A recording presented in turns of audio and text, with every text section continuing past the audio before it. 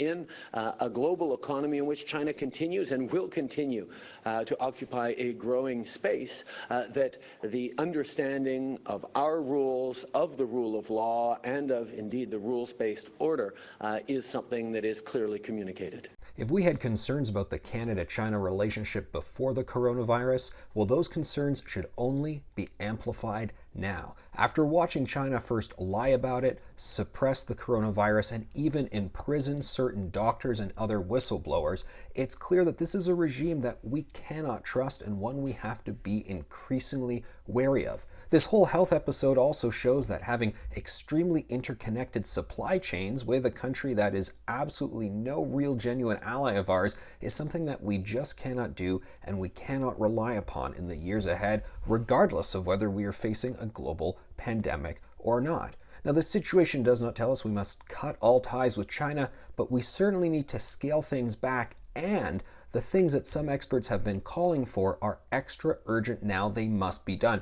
Number one, I think the most obvious one, ban Huawei. We simply cannot trust this company to build our 5G telecommunications grid.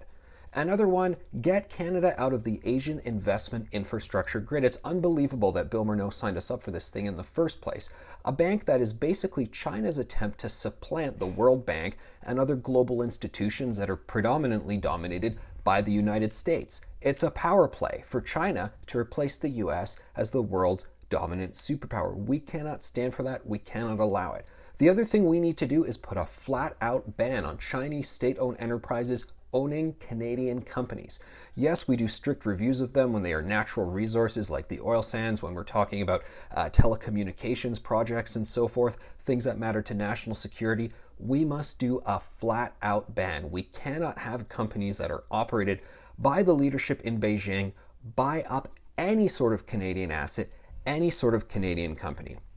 And we need to talk more about just chilling the fact that we seem absolutely head over heels in love with Beijing whenever we have the opportunity. Some of the statements from former Ambassador John McCallum were just embarrassing for Canada. He seemed more to be acting like China's ambassador to Canada than Canada's ambassador to China. Yes, China is going to continue to rise in influence, and we're going to have to be involved with them in trade and other issues to some degree or another for the years to come. But let's take a moment to listen to all those Hong Kongers who live in Canada, to all those Chinese dissidents, to all those Taiwanese people who have been telling us for years, wake up, you have to be concerned about China, because those concerns are only greater and more relevant now.